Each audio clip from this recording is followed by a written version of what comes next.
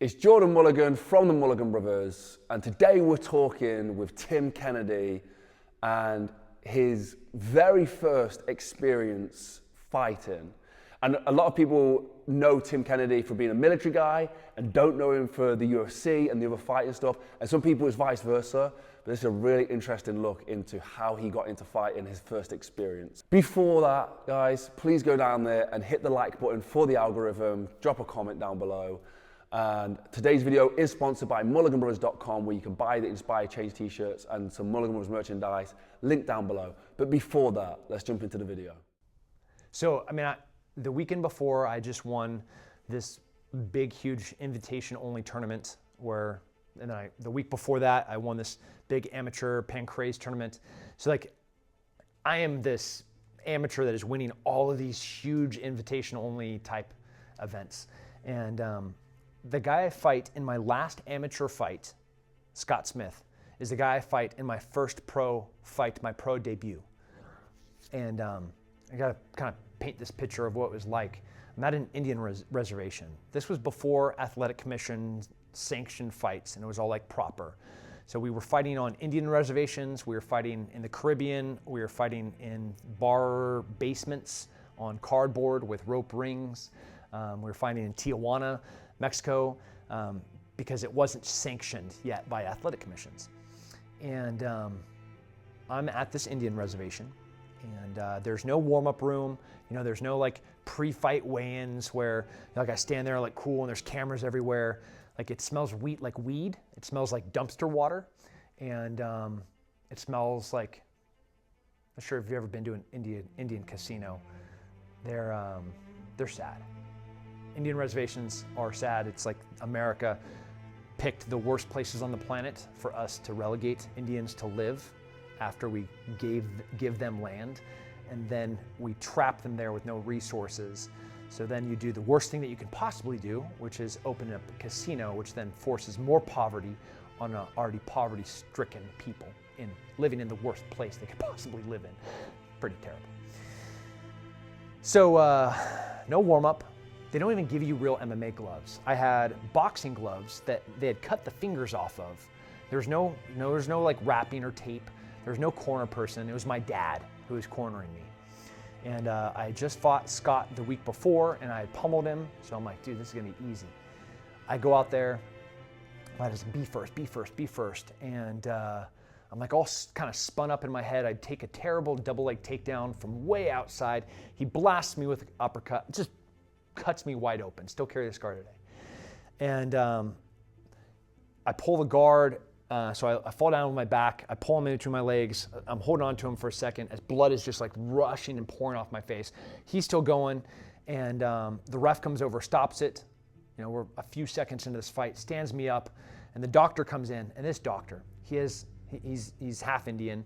His hair is dark brown and gray. It's pulled up into a ponytail covering the bald spot in the back of his head with his long hair from the front. He's wearing a bone necklace with an eagle claw hanging from it. He's walking into the cage with a cigarette in his mouth as he takes his finger and sticks it into my face and feels around. He's like, oh, that's definitely bone. This is the bone. We're done.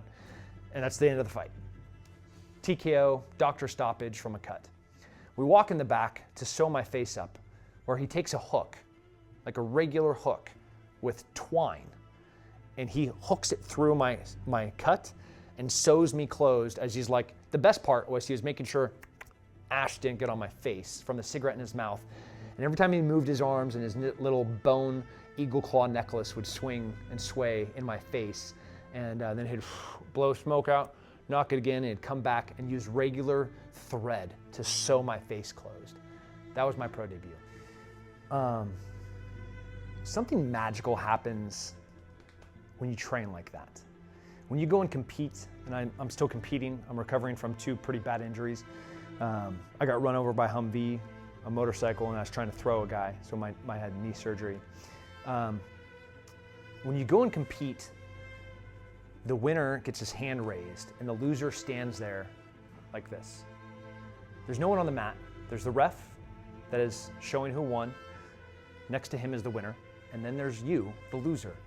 There's no one to pass blame on to. There's no one's like, my coaches didn't do this, you know, like my strength trainer didn't do it. Is you. You are the sole person that dictated success or failure. You're the only person that gave you a win or a loss. And it's this powerful experience to be standing there and knowing that the total onus of responsibility is on my shoulders. You take that and you apply it to everything in life, whether it's being a good father, whether it's being a good employee, whether it's being a good entrepreneur and employer, that sole little tiny picture, it is all on you. You either got up early, you either worked hard, you either ate right, you either put in the outlet, or you didn't. And that guy did. It's on you. I don't want, like a good man, a good person, a good human, a protector, a provider, they're capable of things. A useless person that can provide nothing, that can protect no one, that's not a good person. That is just like a bag of blood that is standing there sucking up the oxygen and the little bit that in the ever warming world that we're living in, just wasting time. Like a good person is something that can do something, that can be violent, but knows when not to be. Right? Like I can walk up to my 2-year-old daughter and she's never known any kind of love besides the love that a father can give her, right? Every touch is gentle. Every touch and word is supportive. You know, it is absolute grace and kindness to this little tiny fragile human, right? But like we know who I am. Like I'll tear somebody's arms off and I'll shove them where the sun doesn't shine if they get near that little girl. But those are two very contrasted, but I can't do that. I can't protect her and I can't provide for her unless I can be this lethal, powerful being on this other side. I'm just useless. I don't want to be weak. I don't want to be useless. I want to be able to be powerful and strong, but know how to be kind and caring. Train. You know, the forging of, that we would grab anything off this table, you know, and every single one of those things was forged through this arduous, violent process. You know, the refiner's fire, you take a thing, and it's an impure, broken, imperfect thing. You stick it in there, you take it out, and you pound it. Then you stick it back in there, you pull it out, and you pound it. And you stick it in water, you stick it back in there, and you pound it. And ultimately, it becomes to take a shape, and that shape serves a purpose. You know, you can go and you can cut down corn, you know, and you can feed your family with it. You can dig with it, whether it's a shovel, whether it's a knife, whether it's a sword. All of them kind of are very similar in the process in which they were made. Like a scalpel can save life and it can take life, but it's still forged the same way. So I think humans are no different. Like the mind has to be forged. The body has to be forged. That approach to fear has to be forged. Where, yeah, man, I'm scared. Like I'm scared to death, but I'm still gonna put my foot forward and try and be able to do something. And that just doesn't happen. You don't rise to the occasion. You fall to your level of training. So how are you training? And there you go, Tim Kennedy on how he got into fighting.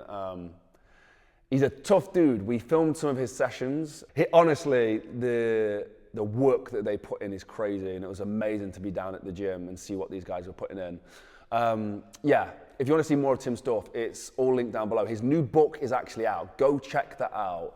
It's linked down below. Some amazing stories in there. And also, today's video was sponsored by Mulliganbrothers.com, where you can buy our book, also linked down below.